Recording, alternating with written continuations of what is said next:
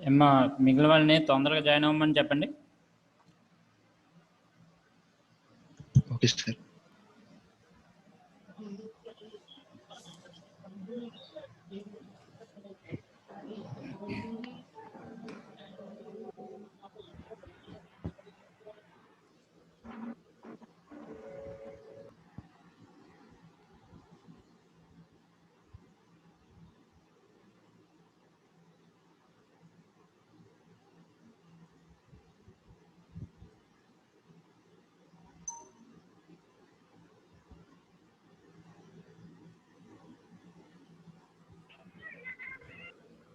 Series last class మనం market structures, different types of market classification of the markets అనేది మనం చెప్పుకున్నాం. దాంట్లో టైప్స్ ఏమేమి ఉంటాయి అనేది. ఓకే, అంటే జనరల్గా మనం మార్కెట్ అనేది మాట్లాడుకుంటున్నాం అంటే ఇక్కడ మార్కెట్ ఇక్కడ మనకి ఏం చెప్తుంది ఇక్కడ జనరల్గా అంటే కస్టమర్ ఓరియంటేషన్లోనే కాకుండా అమ్మేవాడు కూడా ఆ సిచ్యువేషన్ బట్టి వాడు లాభం అదే ఎక్కువ ప్రాఫిట్ గెయిన్ చేయడానికే చూస్తాడు. ఓకే, అది ఆ పాయింట్ ఆఫ్ వ్యూలో ఇక్కడ మనం ఇవన్నీ కూడా డిఫరెంట్ టైప్స్ ఆఫ్ మార్కెట్స్ అని చెప్తున్నాడు. ఓకే, అంటే కస్టమర్ సైడే కాకుండా ప్రొడ్యూసర్ సైడ్ కూడా ఇక్కడ మనం ఇక్కడ మాట్లాడాల్సి వస్తుంది అన్నమాట. ఓకే, అందుకే ఇక్కడ డిఫరెంట్ మోనోపోలిస్టిక్ అని, ఒలిగోపోలి అని, okay, different kinds of marketing structures గురించి దీంట్లో మాట్లాడుకుంటున్నాం. ఓకే, దీంట్లో మనం క్లాసిఫికేషన్ వచ్చేటప్పటికి ఇక్కడ perfect competition and imperfect competition, అంటే అమ్మేవాడికి మధ్య కాంపిటీషన్ ఉంటుంది. ఓకే, అంటే నెంబర్ ఆఫ్ సెల్లర్స్ అనేవాళ్ళు ఇక్కడ ఇక్కడ ఎక్కువ మంది అమ్మే వాళ్ళని బట్టి ఇక్కడ సిచ్యువేషన్ అనేది మారిపోతుంది. ఇక్కడ పెర్ఫెక్ట్ కాంపిటీషన్ అంటే ఏంటి, ఇక్కడ ఎక్కువ నెంబర్ ఆఫ్ బయర్స్ అనేవాళ్ళు ఎక్కువ మంది ఉంటారు.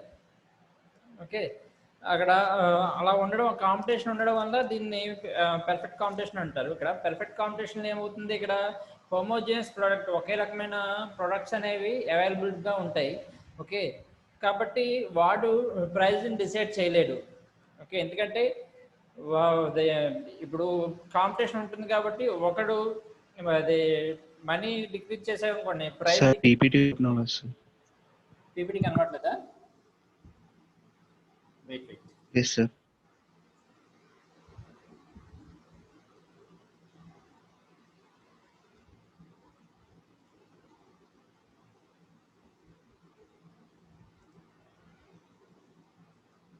ఇప్పుడు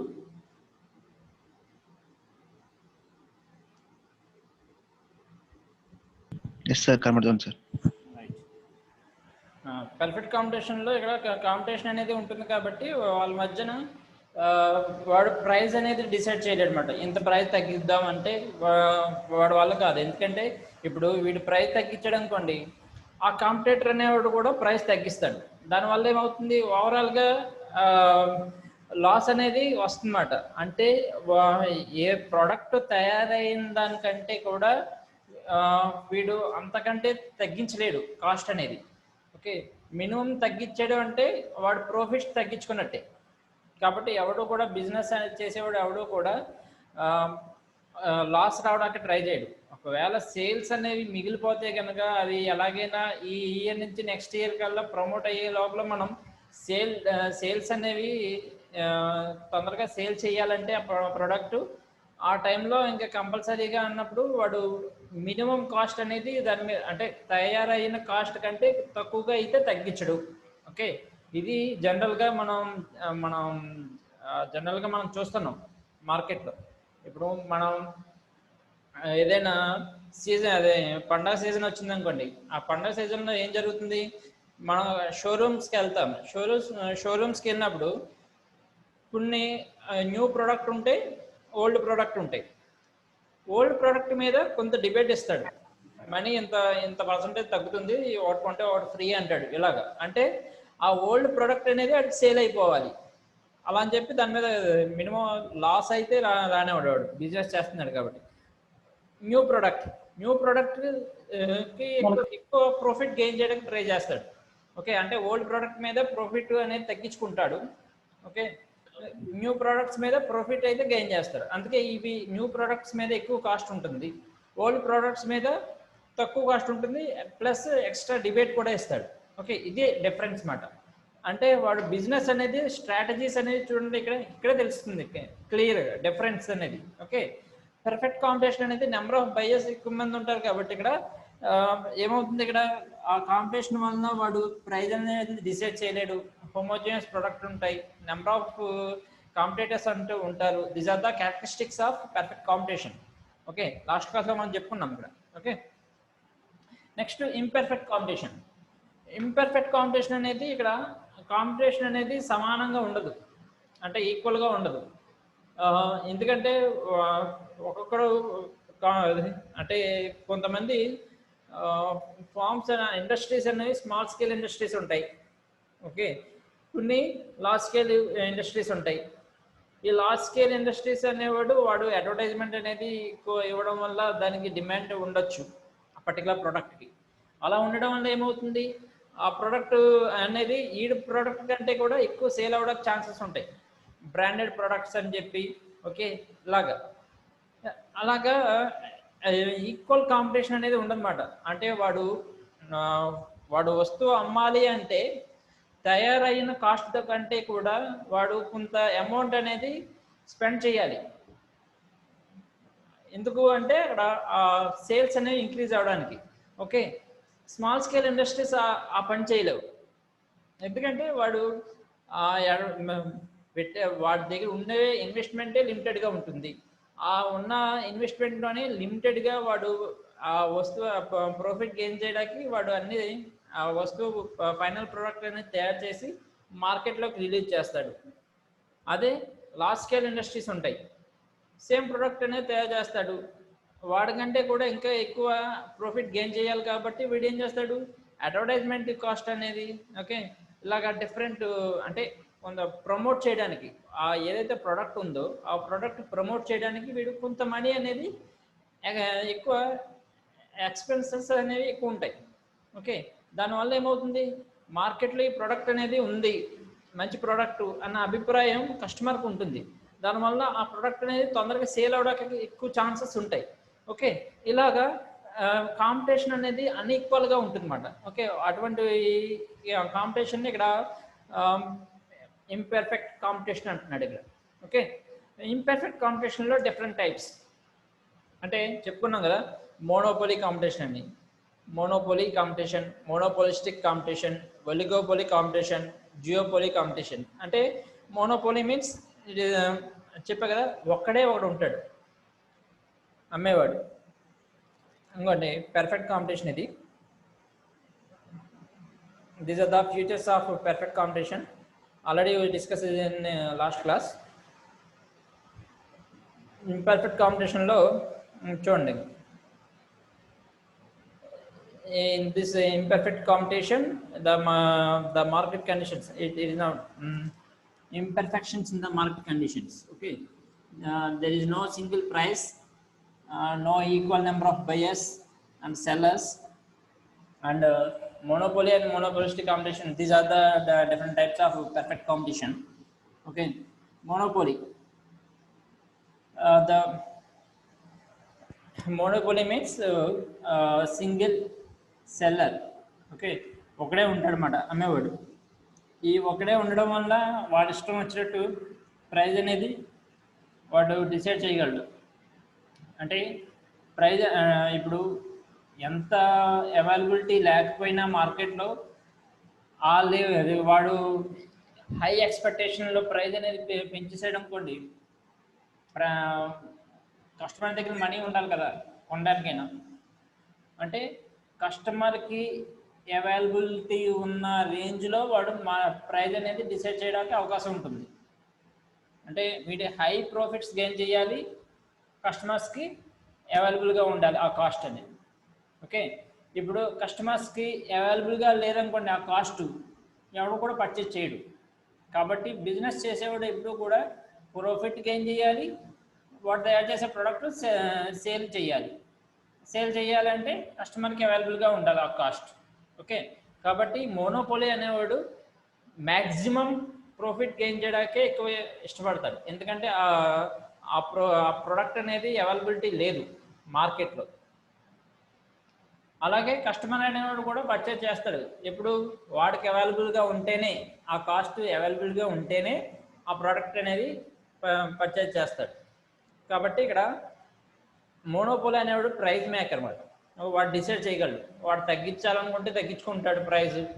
ఓకే, అదే కస్టమర్కి మ్యాక్సిమం అవైలబుల్గా ఉన్న రేంజ్లో పెట్టాలన్నా కూడా ఆ ప్రైస్ అనేది చేయగలడు. కాబట్టి he is the price maker. Okay, these are the main characteristics of monopoly competition. Okay, see this one, the characteristics of monopoly: single person or firm in the market, no close substitutes. అంటే అది తప్పించి వేరే substitute goods అనేవి availability లేదు. అంటే అది కాకుండా వేరేది కొందామంటే అటువంటి సబ్స్టిట్యూట్ గుడ్స్ అనేవి అవైలబుల్గా ఉండవు అన్నమాట. ఓకే, సబ్స్టిట్యూట్ గుడ్స్ అంటే ఇక్కడ ఏంటి, ఇక్కడ చెప్తున్నాం కదా, ఆల్రెడీ చెప్పుకున్నాం కదా. సబ్స్టిట్యూట్ గుడ్స్ అంటే దానికి ఇప్పుడు ఒక ప్రైస్, ఒక గూడ్స్ ఒక ప్రైస్ పెరిగింది అనుకోండి, దానికి రిలేటెడ్ గూడ్ ప్రైస్ కూడా ఏమవుతుంది, ఇక్కడ పెరుగుతుంది అన్నమాట. ఇలాగ ఉంటుంది అన్నమాట. ఓకే, అలాగే లార్జ్ నెంబర్ ఆఫ్ బయర్స్ ఉంటారు, కొనేవాళ్ళు ఎక్కువ మంది ఉంటారు, price maker. Okay, supply and price. Demand curve వచ్చేటప్పటికి డౌన్వర్డ్ స్లోపింగ్ ఉంటుంది. ఓకే, లెఫ్ట్ రైట్ అనేది డౌన్వర్డ్ స్లోపింగ్ ఉంటుంది. ఓకే, రిస్ట్రిక్షన్స్ అంటే మార్కెట్లో ఎంటర్ అవ్వడానికి ఎవడు పడితే వాడు ఎంటర్ అవ్వడానికి ఉండదు ఈ మోనోపోలీలో. ఎందుకంటే చాలా హై రిస్ట్రిక్షన్స్ అనేవి ఉంటాయి అన్నమాట. ఓకే, చెప్పే కదా, మన ఓవరాల్గా ఒక ఇండియాలో పెట్రోల్ సప్లై చేసే కంపెనీ ఓన్లీ హయ్యర్ అనేది అంబానీ ఫ్యామిలీకి సంబంధించింది. వాళ్ళకంటే ఎక్కువ పెట్రోల్ సప్లై చేయడానికి మన ఇండియాలో ఎవరు లేదు. అంటే ఒకవేళ ఉన్నా కూడా వాళ్ళని మార్కెట్లోకి అంత తొందరగా రానివ్వరు అన్నమాట. ఇలా ఉంటుంది అన్నమాట రిస్ట్రిక్షన్స్ అనేవి. ఓకే, ఎందుకంటే హై ప్రాఫిట్కి సంబంధించింది. ఓకే, వాళ్ళే గవర్నమెంట్స్ని మేనేజ్ చేసుకుంటారు. ఓకే, కాబట్టి ఈ పొలిటికల్గా ఎఫెక్ట్ అనేది ఉంటుంది. ప్రతిదీ రిస్ట్రిక్టెడ్ ఏరియా అన్నమాట మోనోపోలీ కాంపిటీషన్ అనేది. ఓకే, అంత తొందరగా ఎంటర్ అవ్వడానికి ఉండదు. కాకపోతే ఏంటంటే మోనోపోలీలో వాడు ప్రైస్ తగ్గించాలన్నా తగ్గిస్తాడు. ఇప్పుడు అంటే మనం ఆల్రెడీ చెప్పుకున్నాం కదా, డిమాండ్ కర్వ్లో ఏం చెప్పుకున్నాం, ప్రైస్ ఇంక్రీజ్ చేస్తే డిమాండ్ తగ్గుతుంది, ప్రైస్ డిక్రీజ్ చేస్తే డిమాండ్ పెరుగుతుంది. ఈ ఫార్ములా వాళ్ళు పక్కాగా ఫాలో అవుతారు. అంటే ఇక్కడ వాళ్ళకి ప్రొడక్ట్ ఎక్కువ సేల్ అవ్వాలి, ఎక్కువ సేల్ అయ్యి ప్రాఫిట్ అనేది గెయిన్ చేయాలనుకోండి ఏం చేస్తారు, ప్రైస్ తగ్గిస్తారు. తగ్గించారనుకోండి ఆటోమేటిక్గా ఆ పర్టికులర్ ప్రోడక్ట్ డిమాండ్ అనేది పెరుగుతుంది. డిమాండ్ పెరిగినప్పుడు ఆటోమేటిక్గా సేల్స్ అనేవి పెరుగుతాయి. ఓకే, ఒకవేళ వాళ్ళకి అది తక్కువ ప్రోడక్ట్కే ఎక్కువ ప్రాఫిట్ గెయిన్ చేయాలనుకున్నారు అనుకోండి, వాళ్ళు ఏం చేస్తారు, ప్రైస్ ఇంక్రీజ్ చేస్తారు. ప్రైస్ ఇంక్రీజ్ చేస్తే వాళ్ళకి ఏమవుతుంది, డిమాండ్ తగ్గుతుంది, అంటే కొనేవాళ్ళు తగ్గుతారు. కానీ వాళ్ళకి ఆ మినిమం ప్రాఫిట్స్ అయితే వీళ్ళు గెయిన్ చేయగలుగుతారు అన్నమాట మోనోపోలీలో. అదే పర్ఫెక్ట్ కాంపిటీషన్లో అయితే అలా కుదరదు. ఎందుకంటే ఆ కాంపిటేటర్స్ ఉంటారు, ఇక్కడ కాంపిటేటర్స్ అనేది ఉండరు అన్నమాట ఇక్కడ మోనోపోలీలో. ఓకే, నెక్స్ట్ మోనోపోలీ తర్వాత ఇంపర్ఫెక్ట్ కాంపిటీషన్లో నెక్స్ట్ చెప్పుకోవాల్సింది ఏంటి, ఇక్కడ జియోపోలీ. జియోపోలీ అంటే ఇక్కడ పేర్లోనే ఉంది, జియో అంటే two members of sellers is available in the market. Okay, that is called duopoly market, duopoly competition. duopoly competition లో ఇక్కడ 2 buyers మధ్య కాంపిటీషన్ అనేది ఉంటుంది. వాడు కాకపోతే సెకండ్ పర్సన్ అనేవాడు ఆ పర్టికులర్ ప్రొడక్ట్ అనేది అమ్ముతాడు. సబ్స్టిట్యూట్స్ అనేవి హోమోజీనియస్ ఐడెంటికల్ ప్రొడక్ట్స్ కావచ్చు, లేకపోతే డిఫరెన్షియల్ ప్రొడక్ట్స్ కావచ్చు. ఓకే, ఈ మ్యాక్సిమం జియోపోలీలో డిఫరెన్షియల్ ప్రొడక్ట్స్ అనేవి అవైలబుల్గా ఉంటాయి. ఓకే, దీనివల్ల ఏమవుతుంది, ఈ ఒకవేళ వీడి ప్రైస్ తగ్గించడం అనుకోండి, డిమాండ్ పెరగడం వల్ల ఈ వీడి వస్తువులు అనేవి తొందరగా సేల్ అవుతాయి. ఓకే, అలా కాదు, వీడు ప్రైస్ పెంచాడు, ప్రైస్ పెంచితే ఏమవుతుంది, ఆటోమేటిక్గా సెకండ్ పర్సన్ ఎవరైతే ఉన్నాడో వాడి వస్తువులకి ఇక్కడ ప్రోడక్ట్స్కి ఇక్కడ డిమాండ్ అనేది పెరుగుతుంది అన్నమాట. ఇలాగా ఈ ఇద్దరి మధ్య కాంపిటీషన్ అనేది ఉంటుంది. సబ్స్టిట్యూట్స్ అనేవి అవైలబిలిటీ అనేది ఇక్కడ తక్కువే ఉంటుంది, ఎందుకంటే ఈ ఇద్దరి మధ్య ఉంటుంది కాంపిటీషన్. ఓకే, చూడండి ఇది ఏంటిది, మోనోపోలీ క్యారెక్టరిస్టిక్స్ ఏదైతే చెప్పుకున్నా చూడండి, ఇక్కడ single person or firm, no close substitutes, large number of buyers, price maker, downward sloping demand curve, restrictions to the entry of new forms. Okay, next ఇక్కడ మోనోపోలిస్టిక్ కాంపిటీషన్ అంటే ఇక్కడ ఇది కూడా ఏమవుతుంది, ఇక్కడ ఫస్ట్ ఏం చెప్పుకున్నా, మోనోపోలీలో సింగిల్ పర్సన్ ఉంటాడు, సెల్లర్ అనేవాడు. ఓకే, జియోపోలీలో 2 మెంబర్స్ ఉంటారు, అమ్మేవాళ్ళు, వాళ్ళిద్దరి మధ్య కాంపిటీషన్ ఉంటుంది. Okay, another one is the monopolistic competition. monopolistic competition అంటే ఇక్కడ ఏమవుతుంది, లార్జ్ నెంబర్ ఆఫ్ ప్రొడ్యూసర్స్, అంటే ఇక్కడ చాలా ఎక్కువ ఫార్మ్స్ అనేవి అవైలబిలిటీ ఉంటుంది. వీళ్ళే ప్రైజ్ అనేది డిసైడ్ చేస్తారనమాట. ఒక గ్రూప్ కింద కన్సిడర్ అయ్యి ఇక్కడ గ్రూప్ కింద ఫామ్ అయ్యి ఆ గ్రూప్ నుంచి ప్రైజ్ అనేది డిసైడ్ చేస్తారు. ఆ ప్రైజ్ ప్రకారం వీళ్ళు అమ్మవలసి వస్తుంది అన్నమాట ఇక్కడ. Okay, the concept of monopolistic competition developed by Edward H Chamberlin. According to his, monopolistic competition means a large number of firms produce somewhat different products which are close substitutes of each other. అంటే ఇక్కడ differential products అనేవి availability ఉంటాయి, ఒకరికొకరికి ఇక్కడ close substitute goods అనేవి related అయి ఉంటాయి అన్నమాట. అంటే ఒక దాని ప్రైస్ పెంచారనుకోండి, ఆటోమేటిక్గా దానికి సంబంధించిన సబ్స్టిట్యూట్ గుడ్స్ ప్రైస్ కూడా పెరుగుతుంది, అంతే కదా. ఇప్పుడు మనం సబ్స్టిట్యూట్ గుడ్స్ అంటే ఏం చెప్పుకున్నాం, ఇక్కడ పెట్రోల్ రేట్ పెరిగింది. ఓకే, పెట్రోల్ రేట్ పెరిగినప్పుడు సారీ ఆ పెట్రోల్కి సంబంధించిన ఏవైతే కార్స్ కానీ బైక్స్ కానీ వాటి రేట్ కూడా పెరుగుతూ ఉంటాయని చెప్తున్నాడు ఇక్కడ. ఓకే, అంటే సబ్స్టిట్యూట్ గుడ్స్ అంటే దానికి సంబంధించిన గుడ్స్ ఏమైనా ఉంటే వాటి రేట్ కూడా పెంచుతారు అనమాట, పెరుగుతాయి. ఓకే, అంటే మనం ఇక్కడ చూస్తున్నాం కదా, ఏవైనా ఒక ఏంటది హౌస్ కన్స్ట్రక్షన్ సంబంధించిన ఏరియా ఏదైతే ఉందో వాటి రేట్లు పెరిగినాయి అనుకోండి. ఓకే, వాటి సబ్స్టిట్యూట్ గుడ్స్ ఏంటి, ఇక్కడ సిమెంట్ రేట్ కావచ్చు, ఐరన్ రేట్ కావచ్చు, అవి కూడా పెరిగే ఛాన్సెస్ ఉంటాయి అన్నమాట. ఓకే, రియల్ ఎస్టేట్ పెరిగితే కనుక దానికి సంబంధించిన సబ్స్టిట్యూట్ గుడ్స్ రేట్ కూడా పెరుగుతాయి, ఇలా చెప్తున్నాను అనమాట. ఇక్కడ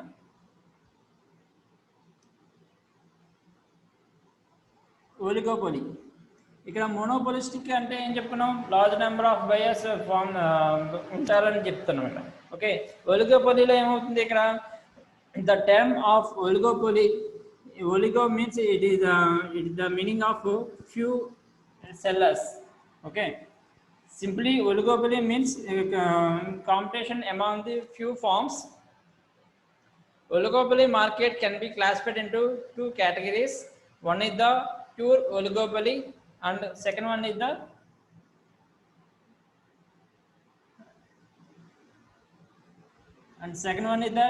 differentiated oligopoly.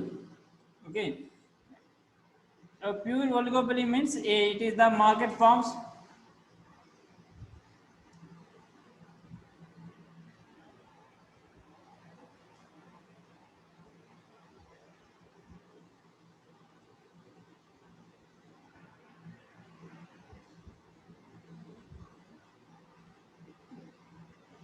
in this market form producing homogeneous products. Okay, differential oligopoly means in this market forms producing differential products. which are close substitutes of each other.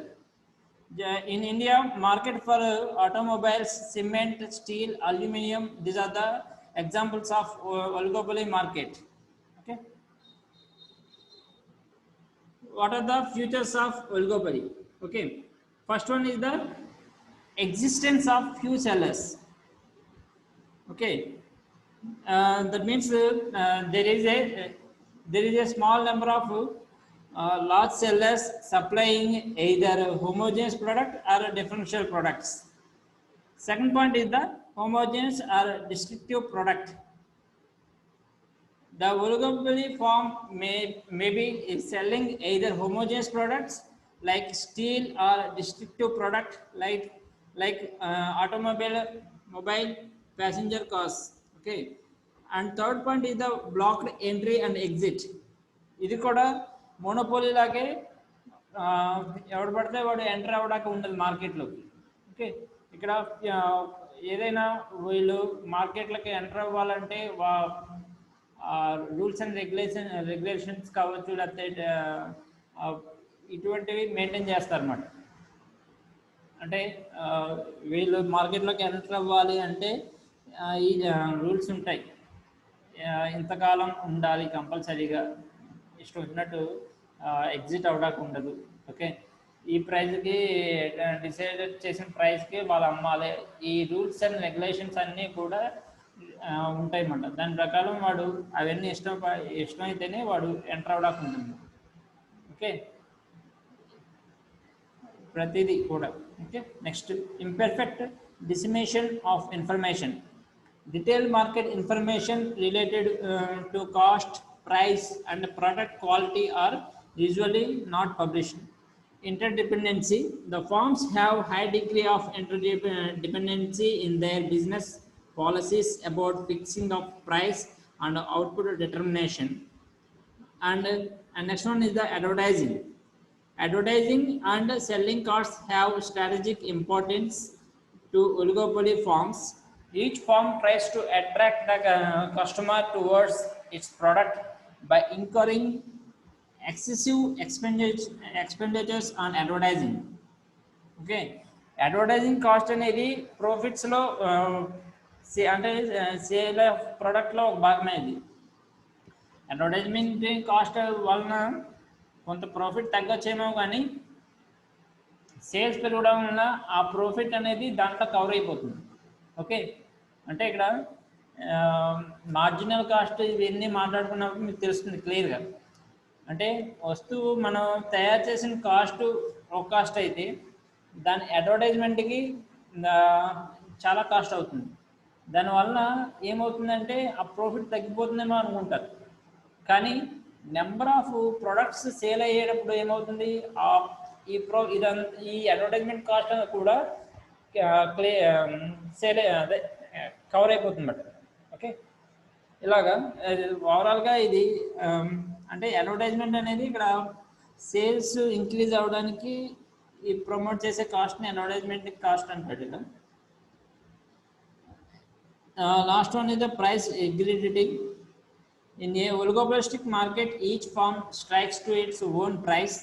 This is because it is a constant fear of relation from rivals if it's reduced the price.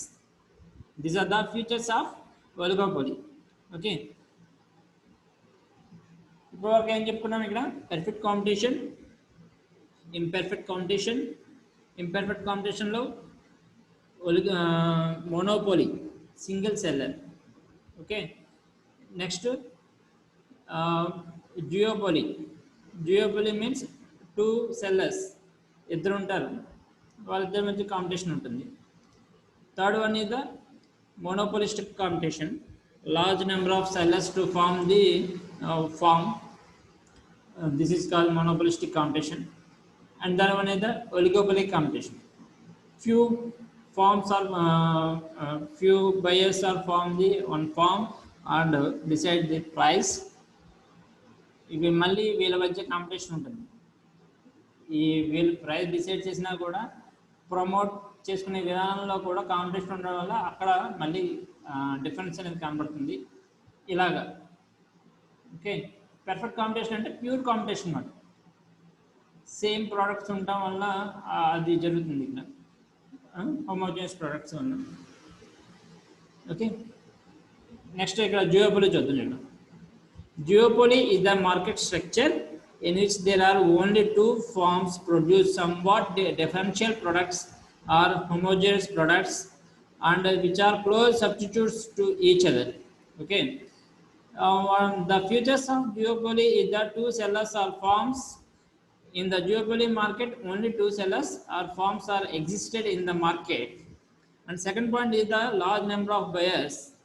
And the duo అంటే same monopoly లాగే ఇద్దరే ఉంటారు కాబట్టి ఆటోమేటిక్గా ఎవరి దగ్గర అయితే price తక్కువ ఉందో వాడి దగ్గర బయర్స్ మంది ఉన్నట్టుగా ఇక్కడ ఎక్కువ మందే ఉంటారు కొనేవాళ్ళు, కానీ అమ్మేవాళ్ళు ఇద్దరే ఉంటారు. Okay, and the duopoly there may be a large number of buyers in the market. Homogeneous or distinctive products.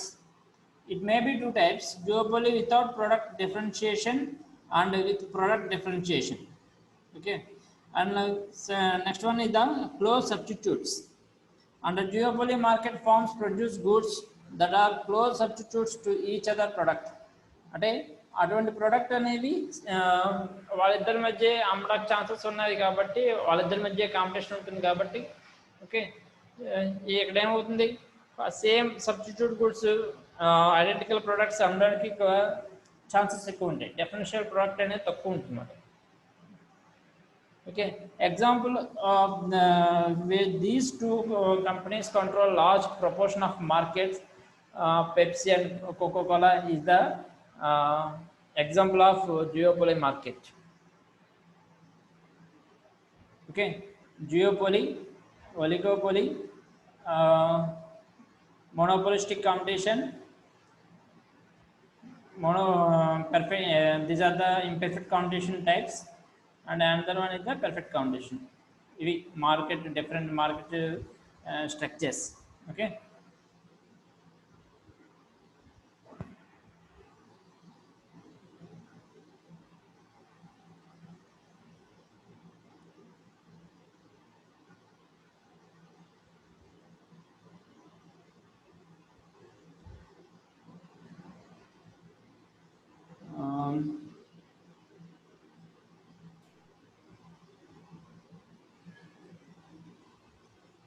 Right.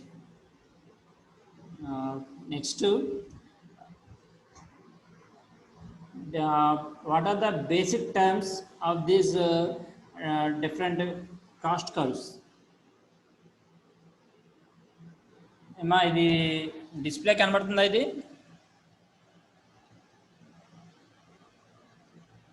ఇంకా పీపీటీ ఓపెన్ అవ్వదు సార్. బేసిక్ టర్మ్స్ ఇది. Okay, basic terms, right. ఇది కనబడుతుందా?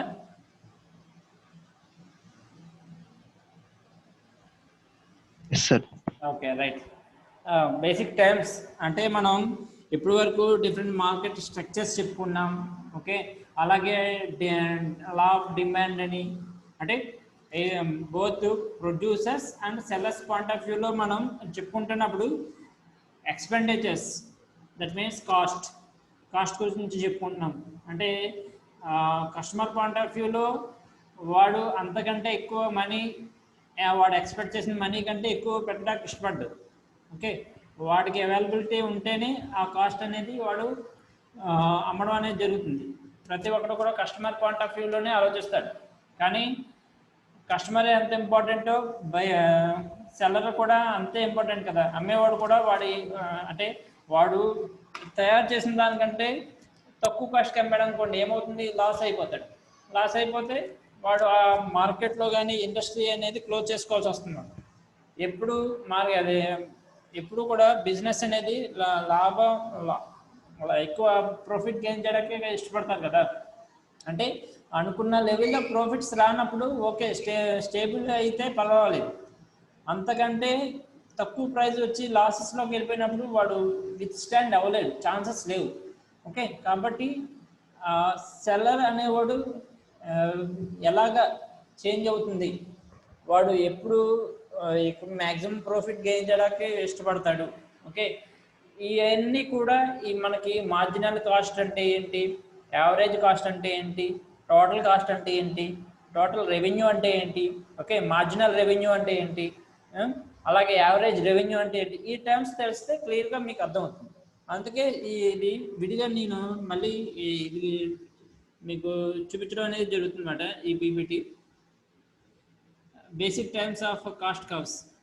Okay, types of cost already మనం చెప్పుకున్నాం. Types of కాస్ట్లో వచ్చేటప్పటికి ఇక్కడ fixed cost, variable cost, third one is the total cost. Fixed cost అంటే ఫిక్స్డ్ ఎక్స్పెన్సెస్, ఏం ఖర్చులు ఉంటాయి అంటే ఇవి ఒక టైం పీరియడ్ వరకు కూడా ఫిక్స్డ్గానే ఉంటాయి అన్నమాట. ఇవి చేంజ్ అవ్వవు. ఇటువంటి కాస్ట్ని ఫిక్స్డ్ కాస్ట్ అంటున్నాం. ఓకే, వేరియబుల్ కాస్ట్ ప్రొడక్షన్ తయారయ్యే టైంలో ఇవి లేబర్ అనేవాడు ఎక్కువ రిక్రూట్మెంట్ చేసుకోవాల్సి వస్తుంది, రా మెటీరియల్ అనేది ఎక్కువ పర్చేజ్ చేయాల్సి వస్తుంది. ఓకే, కొన్ని ట్రాన్స్పోర్టేషన్ కాస్ట్ ఇన్వాల్వ్ అయ్యి ఉంటాయి. అంటే ఆ ప్రొడక్షన్ బట్టి ఇక్కడ ఇది చేంజ్ అయిపోతూ ఉంటాయి. ఈ వేరియబుల్ కాస్ట్ అనేది అంటే ఎక్స్పెండిచర్స్ కొంచెం ఎక్కువ అవుతాయి, అనుకున్న లెవెల్ కంటే కూడా ఎక్కువ అవుతాయి. వాటిని వేరియబుల్ కాస్ట్ అంటున్నాం. యాడ్ అవుతూ ఉంటాయి అన్నమాట ఇవి వేరియబుల్ కాస్ట్ అనేది. ఫిక్స్డ్ కాస్ట్ అనేది అది ప్రొడక్షన్తో సంబంధం లేదు. ఇప్పుడు మనం ఇంట్లో ఉన్నా లేకపోయినా రెంట్ పే చేయాలి, ఇది మన fixed cost. Best example. Okay, ఇప్పుడు మనం ఒక రెంటెడ్ హౌస్లో ఉంటున్నాం, మనం హాలిడేస్కి ఇంటికి వెళ్ళాం కదా అని చెప్పి రెంట్ పే చేయకుండా ఉంటామా? చెయ్యాలి. ఓకే, ఇది బెస్ట్ ఎగ్జాంపుల్. ఫిక్స్డ్ కాస్ట్ అంటే ప్రొడక్షన్ అంటే ప్రొడక్షన్ మీన్స్ ఇంట్లో ఉన్నా లేకపోయినా ఎలా అయితే మనం పే చేయాల్సి వస్తుందో అలాగే ప్రొడక్షన్తో సంబంధం లేకుండా ఓకే ఈ మనీ అనేది పే చేయాల్సి వస్తుందన్నమాట. అంటే ఈ ఎక్స్పెండిచర్స్ ఉంటాయి. అంటే బిజినెస్ పాయింట్ ఆఫ్ వ్యూలో చెప్తే ఇండస్ట్రీ, ఒక ఇండస్ట్రీ ఉంది. ఓకే, ఆ ఇండస్ట్రీ ఉండాలంటే ఆ ల్యాండ్ అనేది వాడు రెంట్కి తీసుకున్నాడు. సో కంపల్సరీగా ఆ ప్రొడక్షన్ ఉన్నా లేకపోయినా వాడు ఆ ల్యాండ్కి రెంట్ పే చేయాల్సి వస్తుంది. Machinery, large amount of machinery రెంట్కి తెచ్చుకున్నాడు, ప్రొడక్షన్ ఉన్నా లేకపోయినా ఆ రెంట్ పే చేయాల్సి వస్తుంది. లోన్ మీద కొంత మనీ ఇన్వెస్ట్మెంట్ తెచ్చాడు, ప్రొడక్షన్తో సంబంధం లేకుండా ఆ ఇన్వెస్ట్మెంట్కి ఆ ఇంట్రెస్ట్ పే చేయాల్సి వస్తుంది బ్యాంక్ వాడికి. ఇలాగా కొన్ని ఫిక్స్డ్ కాస్ట్ ఇలా ఉంటాయి అన్నమాట. ఓకే, వేరియబుల్ కాస్ట్ అంటే ప్రొడక్షన్ స్టార్ట్ అయ్యింది, ప్రొడక్షన్ స్టార్ట్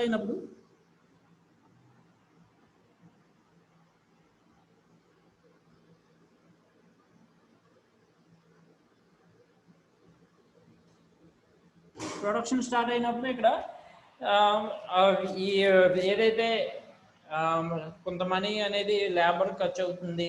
ఓకే, అలాగే మెయింటెనెన్స్ ఖర్చు అవుతుంది. ఇటువంటి కాస్ట్లన్నీ కూడా కొన్ని ప్రొడక్షన్తో పాటు వేరీ అవుతూ ఉంటాయి, యాడ్ అవుతూ ఉంటాయి. వాటిని వేరియబుల్ కాస్ట్ అంటున్నాడు. ఇక్కడ see this one, variable cost change according to the quality of goods produced. The amount of materials and the labor that is needed to make a good increases in direct proportional to the number of goods produced. The cost varies according to the production. That is called variable cost. Okay, and second one is the fixed cost. What is the fixed cost? It is the independent of quantity of goods being produced. Fixed cost, it's also referred to as overhead costs. It stands to be time related costs including salaries or monthly rental fees. Okay, అంటే ఒక particular time period వరకు ఈ ఫిక్స్డ్గానే ఉంటాయి. అంటే ఒక 5 years కావచ్చు, 10 years కావచ్చు, ఏదైతే టైం పీరియడ్ ఉందో ఆ టైం పీరియడ్ వరకు ఇవి ఫిక్స్డ్గానే ఉంటాయి. తర్వాత ఇవి మళ్ళీ చేంజ్ అవ్వచ్చు ఆ సిచ్యువేషన్ బట్టి, కానీ ఆ టైం పీరియడ్ వరకు కూడా వేరే అవడానికి ఉండదు. ఓకే, అంటే మనం చూస్తున్నాం కదా, రెంట్ పే చేయాలి, మంత్లీ మనం ఏమి వాడు రెంట్ ఇంక్రీజ్ చేయడు కదా, ఒక 2 ఇయర్స్ తర్వాత 3 ఇయర్స్ తర్వాత మళ్ళీ రెంట్కి పే చేస్తారు. అంటే ఆ పర్టికులర్ టైం పీరియడ్ ఇలాగమాట. టోటల్ కాస్ట్ ఇది the sum of these two costs, అంటే sum of the variable cost and fixed cost. Okay, the total cost is the total opportunity cost of each factor of production as part of a fixed and a variable cost. మళ్ళీ ఇక్కడ opportunity cost అంటే ఇక్కడ దానికి అంటే ఆ opportunity cost అనేది ఇక్కడ ఆ సిచ్యువేషన్ బట్టి మనకి అవకాశం ఉందనుకోండి, ఆ ఎక్స్పెండర్స్ మనం ఖర్చు పెట్టాల్సి వస్తుందన్నమాట. అంటే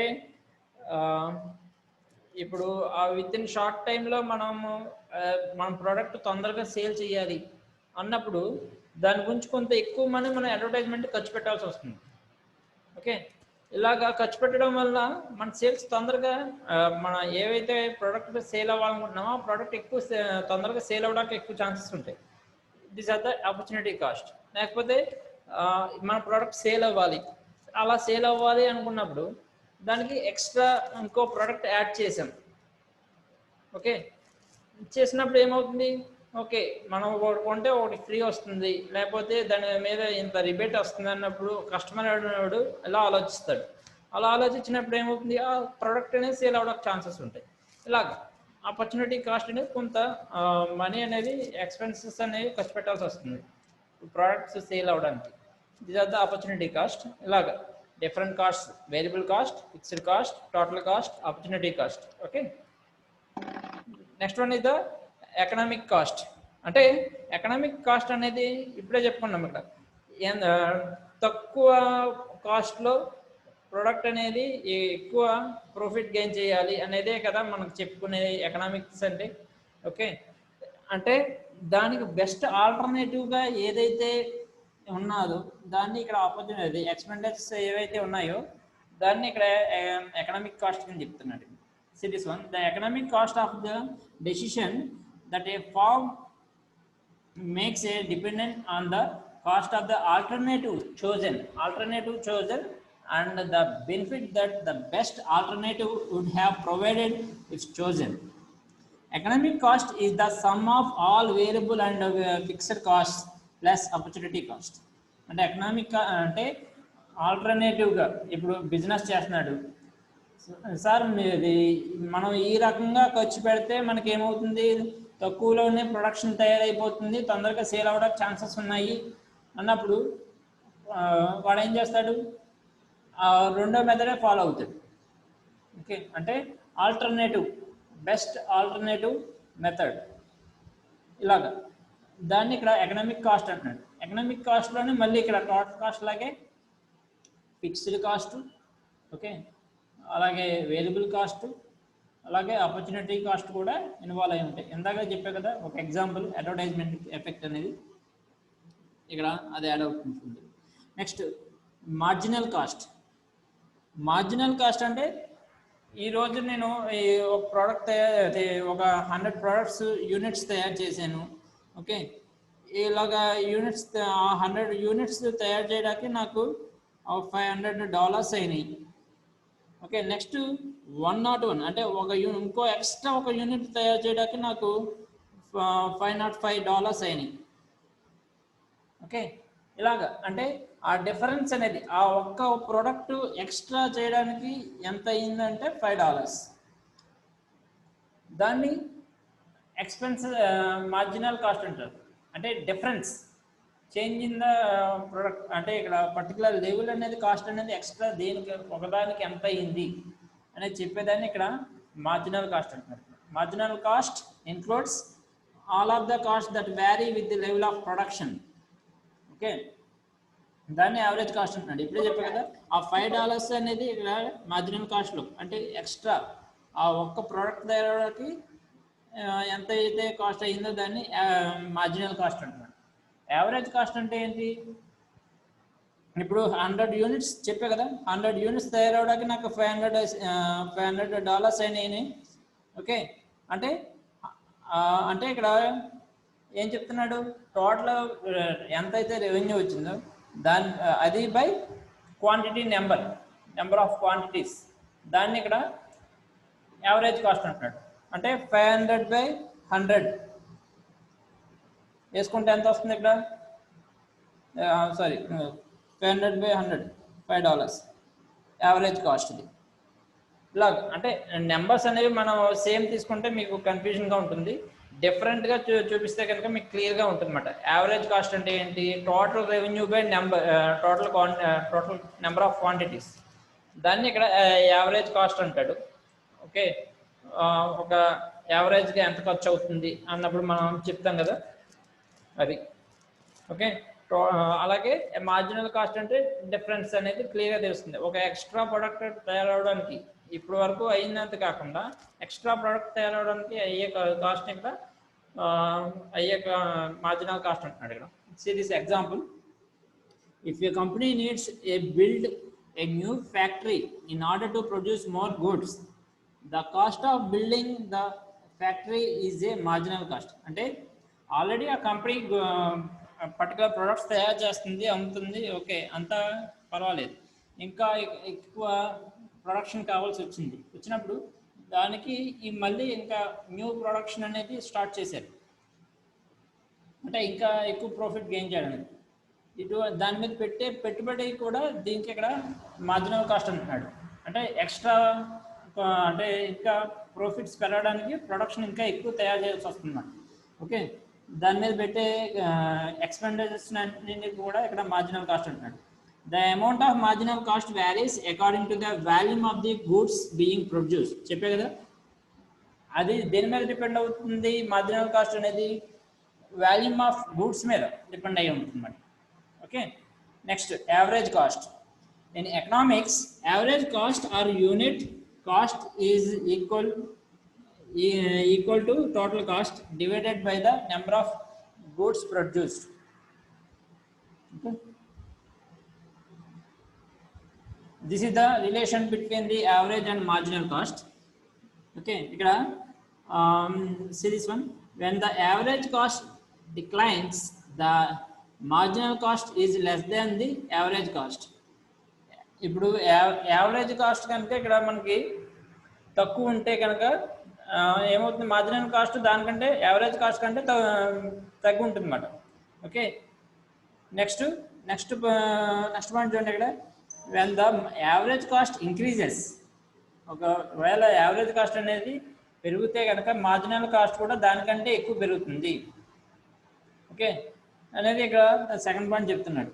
okay, next third point. When the average cost stays the same, అంటే కాన్స్టెంట్గా ఉంటే మార్జినల్ కాస్ట్ కూడా కాన్స్టెంట్గా ఉంటుంది యావరేజ్ కాస్ట్కి, అంటే ఏఆర్ ఈక్వల్ టు ఎంఆర్ అవుతుంది. ఓకే, దాన్ని ఇక్కడ ఈ కాన్స్టెంట్ టర్మ్ కింద చూపిస్తున్నాడు. ఒకవేళ యావరేజ్ కాస్ట్ అనేది తగ్గితే కనుక మార్జినల్ కాస్ట్ దానికంటే తగ్గుతుందని చెప్తున్నాడు. ఓకే, యావరేజ్ కాస్ట్ ఇంక్రీజ్ అవుతే కనుక మార్జినల్ కాస్ట్ కూడా దానికంటే ఎక్కువ ఇంక్రీజ్ అవుతుందని చెప్తున్నాడు. These are the relation between the average cost and marginal cost.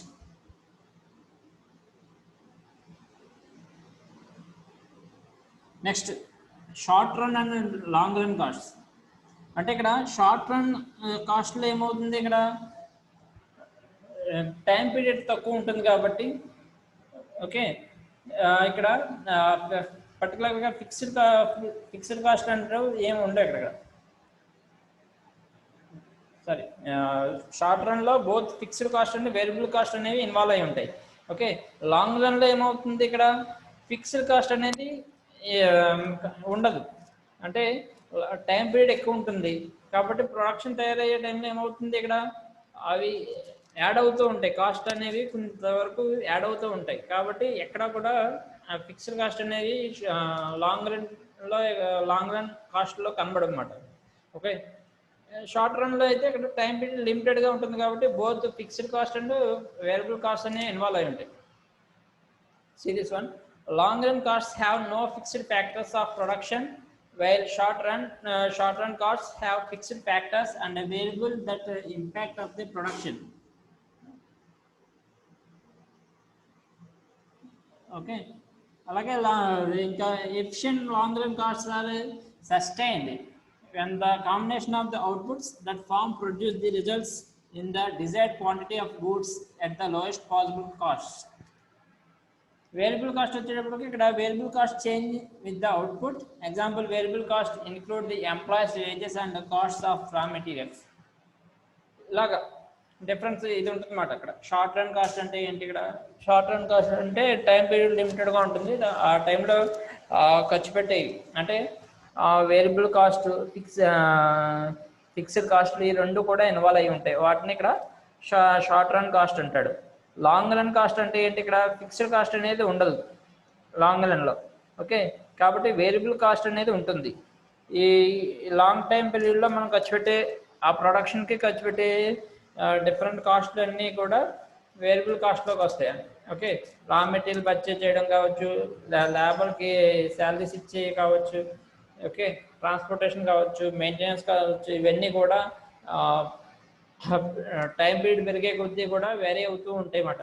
Okay, కాబట్టి ఇక్కడ ఈ వేరియబుల్ కాస్ట్స్ అనేవి ఇన్వాల్వ్ అయి ఉంటాయి, ఫిక్స్డ్ కాస్ట్ అనేది ఉండదు అని చెప్తున్నాడు లాంగ్ రన్ కాస్ట్లో. ఎకనామిక్ స్కేల్స్, ఓకే, ఎకనామిక్ ఇవన్నీ అదే చెప్పే కదా, ఇది నెక్స్ట్ క్లాస్లో చెప్పుకోవచ్చు. ఇంకా ఇప్పటికే టైం అయింది కదా. ఓకే, అంటే ఇప్పుడు వరకు ఏం చెప్పుకున్నాం చూద్దాం. ఇక్కడ డిఫరెంట్ మార్కెట్ స్ట్రక్చర్సే కాకుండా ఈరోజు డిఫరెంట్ కాస్ట్, వేరియబుల్ కాస్ట్ అంటే ఏంటి, ఓకే, ఫిక్స్డ్ కాస్ట్ అంటే ఏంటి, ఓకే, అలాగే టోటల్ కాస్ట్ అంటే ఏంటి, economic cost, marginal cost, average cost, వాటి మధ్య రిలేషన్ అంటే ఏంటి, యావరేజ్ కాస్ట్కి మార్జినల్ కాస్ట్కి రిలేషన్. ఓకే, ఇవి చెప్పుకున్నాం. నెక్స్ట్ క్లాస్లో ఎకనామిక్స్ ఆఫ్ స్కేల్, అలాగే కాస్ట్కి రెవెన్యూకి, అంటే ఓన్లీ ఎక్స్పెండిచర్సే ఉండవు కదా. ఇప్పుడు ప్రొడక్షన్ తయారైన తర్వాత, అవుట్పుట్ జనరేట్ అయిన తర్వాత దాని సేల్స్ అనేవి సేల్ అయిన ప్రొడక్షన్ సేల్ అయిపోతుంది. సేల్ అయిన తర్వాత జనరేట్ అయ్యేది ఏంటి, ఇక్కడ రెవెన్యూ. ఓకే, ఎంత రెవెన్యూ జనరేట్ అవుతుంది. ఓకే, అసలు రెవెన్యూ అంటే ఏంటి, రెవెన్యూలో మళ్ళీ టైప్స్ ఏమున్నాయి, different types of revenues. Okay, దాంట్లో కూడా యావరేజ్ రెవెన్యూ అని, మార్జినల్ రెవెన్యూ అని, టోటల్ రెవెన్యూ అని. ఓకే, మార్జినల్ రెవెన్యూ కాస్ట్కి అంటే కాస్ట్కి రెవెన్యూకి రిలేషన్. ఒకవేళ పెట్టిన ఖర్చు కంటే ఎక్కువ రాబడి ఉందనుకోండి, ప్రాఫిట్ గెయిన్ చేస్తాడు. అంటే కాస్ట్ అనేది అది అంతే కదా. ఇప్పుడు మనం ఖర్చు పెట్టిన ఖర్చు కంటే కూడా ఎక్కువ ఆదాయం ఉందనుకోండి, దాన్ని లాభం వస్తుంది అంటారు, అంటే ప్రాఫిట్స్ గెయిన్ చేస్తున్నారు. ఇప్పుడు మనం పెట్టిన ఖర్చు కంటే కూడా రాబడి తక్కువ ఉందనుకోండి, ఓకే, దాన్ని ఇక్కడ ఏమంటాడు, ఇక్కడ లాస్ వచ్చింది అంటాడు. ఇప్పుడు మనం పెట్టిన ఖర్చుకి దానికి సమానంగా ఆదాయం వచ్చిందనుకోండి, కాన్స్టెంట్, రెండు ఈక్వల్ అయిపోయినాయి. కాస్ట్, ఎక్స్పెండిచర్స్, అలాగే రెవెన్యూ, ఈ రెండు కూడా ఈక్వల్ అయిపోయినాయి. అది కాబట్టి no profit no loss.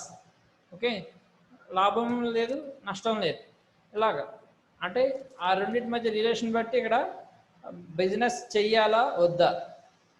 Okay, అంటే ప్రాఫిట్స్ వస్తున్నాయి, ఓకే, బిజినెస్ చేస్తాడు.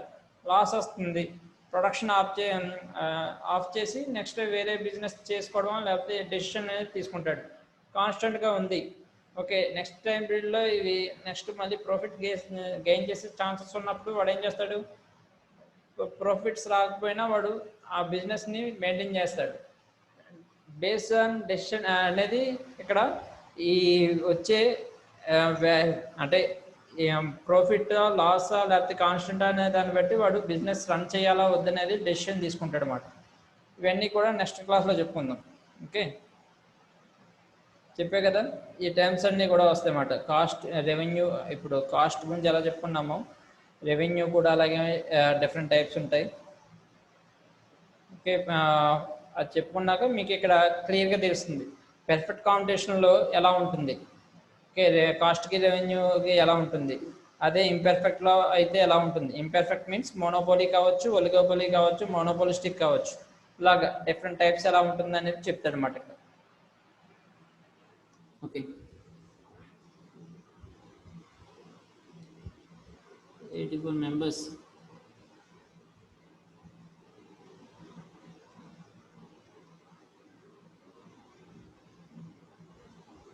మా అటెండెన్స్ పంపించండి నాకు. 84 మెంబర్స్ ఉన్నారు, 10 మెంబర్స్ ఆబ్సెంట్. హలో, సార్ కొంచెం రీజాయినింగ్ స్టూడెంట్స్ కూడా యాడ్ చేసాము, వాళ్ళది కూడా అది చూడండి ఒకసారి. రాలేదు సార్. ఓకే ఓకే, అంటే ఆబ్సెంట్ కింద కన్సిడర్ చేయండి అంటున్నాను, రాకపోతే కనుక. ఓకేనా? నెంబర్ తెలియదు సార్ వాళ్ళు. అంటే వాళ్ళు సిరీస్ 18 సిరీస్ 17 సిరీస్ ఉంటాయి లాస్ట్ నెంబర్స్. Okay right.